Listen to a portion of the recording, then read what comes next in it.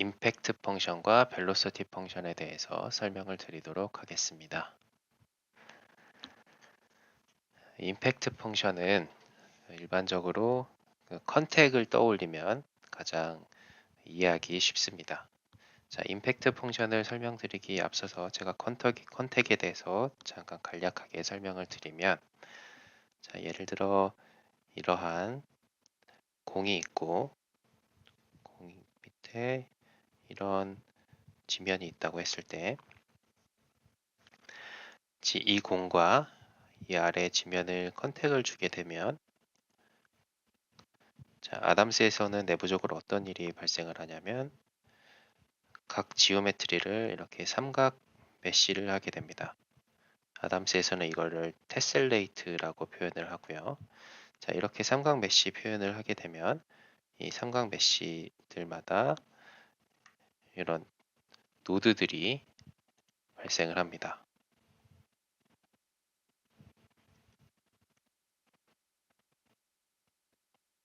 이런 노드들, 그리고 밑에 플레이트도 마찬가지로 이렇게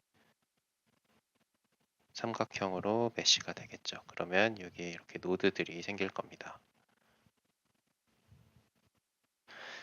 자, 아담스는 그렇게 컨택 조건을 주게 되면 이렇게 내부적으로 눈에 유저에게 눈으로 보여주진 않지만 내부적으로 이렇게 삼각 메쉬를 하게 되고, 이 삼각 메쉬의 각 노드들과 노드들의 거리를 해석하는 동안 1대 다수로 디텍팅을 합니다. 각각.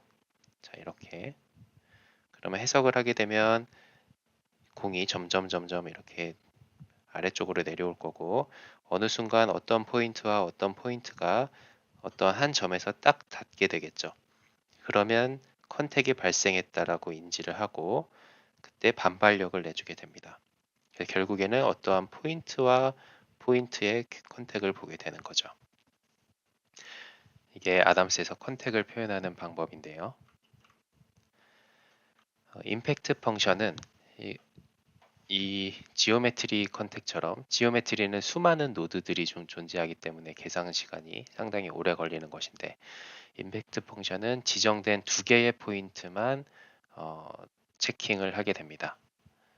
자, 예를 들어 이런 이 그림 위에 있는 그림을 보시면 어떠한 파트가 어떠한 파트와 한쪽 면으로만 컨택이 일어나는 그림들이죠. 이런 경우에는 임팩트 펑션으로, 즉 마커와 마커를 이용해서, 두 개의 마커를 이용해서 임팩트 펑션으로 표현을 하실 수가 있습니다. 또는 바이스탑이라고 해서 양쪽 면으로 컨택이 일어나는 효과를 바이스탑이라는 펑션으로 표현하실 수도 있습니다. 자, 그러면 임팩트 펑션은 아담스에서 어떠한 형식으로 작성되는지를 살펴보면, 기본적으로 마커가 필요하기 때문에 여기 임팩트의 Q항 이 부분이 디스플레이스먼트 펑션이 들어가게 됩니다. 그래서 예를 들면 dx 그리고 마커 i j가 작성이 되겠죠. Q닷항은 속도항이 됩니다. 임팩트 펑션도 기본적으로 컨택도 마찬가지지만 컨택이 발생을 했을 때 그 순간 컨택이 발생된 위치에 스프링 댐퍼 시스템이 생긴다고 이해를 하시면 되거든요. 그래서 여기서도 댐핑이 필요하기 때문에 속도 펑션이 댐핑을 표현하기 위한 속도 펑션이 들어가게 됩니다. 여기 Q닷항에.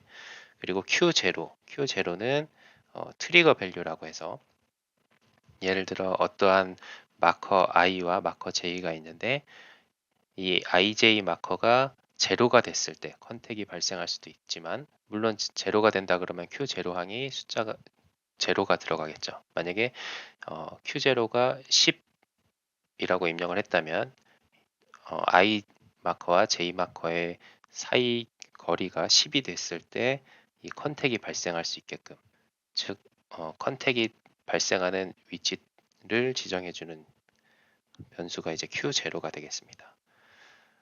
그리고 제가 스프링 댐퍼 시스템이라고 말씀드렸죠. 이 K 값은 스프링 댐퍼에 들어가는 즉 반발력을 내는 그 강성 K 값이라고 보시면 되고요. 스프링 K. 그리고 C 값은 댐핑 값입니다. 그리고 E 값은 익스포넌트라는 값이고 D 값은 램업 디스턴스라는 값입니다. 이 부분은 뒤쪽에서 다시 설명을 드리도록 하겠습니다. 자, 요거를 수학적으로 확인해 보면 F equal KX죠. F equal K, 이 부분이 이제 X항이고 여기에 앞서 설명드렸던 익스포넌트 지수승이 붙게 됩니다. 이거는 무엇을 의미하냐면 어떠한 물체와 어떠한 물체가 충돌을 했을 때 기본적으로 강체의 동력학이 있기 때문에 강체와 강체가 컨택을 하게 되겠죠. 그러면 컨택이 되는 순간 스프링 댐퍼 시스템이 발생을 하고 만약에 이 상태로 점점 폴스가 강해진다면 반발력도 커지게 될 텐데 그때 페네트레이션이 발생하겠죠. 강체와 강체이기 때문에. 그러면 그 페네트레이션 깊이에 따른 반발력의 크기가 얼마만큼 커질 것이냐. 만약에 이 익스포넌트 값이 1이면 지금 아래 보이시는 것처럼 이렇게 선형으로 반발력이 증가하게 될 거고 이 값이 1보다 크게 되면 이렇게 좀 페네트레이션 깊이에 따라서 비선형적으로 증가하게 될 겁니다. 그래서 이 값은 항상 1보다 큰 값으로 비선형적으로 증가할 수 있게끔 표현을 해야 합니다. 그리고 댐핑 램업 디스턴스라고 설명드렸던 그 부분은 어떤 부분이냐면 컨택이 발생하기 전까지는 댐핑 영향이 발생을 하면 안 되겠죠. 컨택이 발생되는 순간부터 댐핑 영향이 발생이 되어야 하는데 그러면 그렇기 때문에 여기 qx 속도항에다가 스텝 펑션을 곱해주게 됩니다. 이 스텝 펑션은 결국에 아래에 나와 있는 그래프로 표현이 되는데요.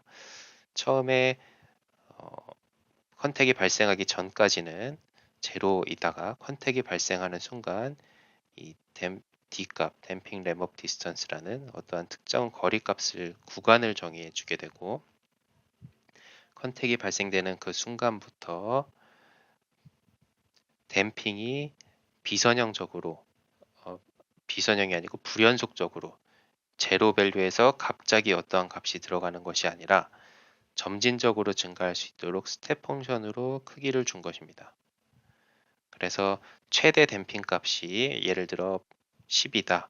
그러면 제로에서 갑자기 댐핑 값이 10이 되는 것이 아니고 이 댐핑 램업 디스턴스 이 거리만큼 페네트레이션이 발생하면서 D 값이 점진적으로 C 값이 점진적으로 증가할 수 있게끔 하는 역할을 합니다.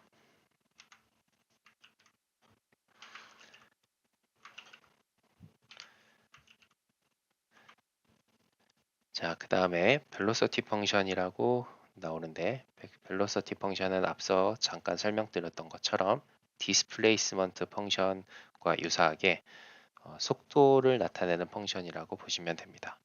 그래서 벨로시티 매그니튜드를 표현할 때는 VM 그리고 상대 속도는 VR 그리고 XYZ의 각각 축방향에 대한 속도를 볼 때는 VXY VX, VY, VZ 이런 식으로 표현이 되게 됩니다. 자, 그러면 워크샵 17번 예제를 진행해 보도록 하겠습니다.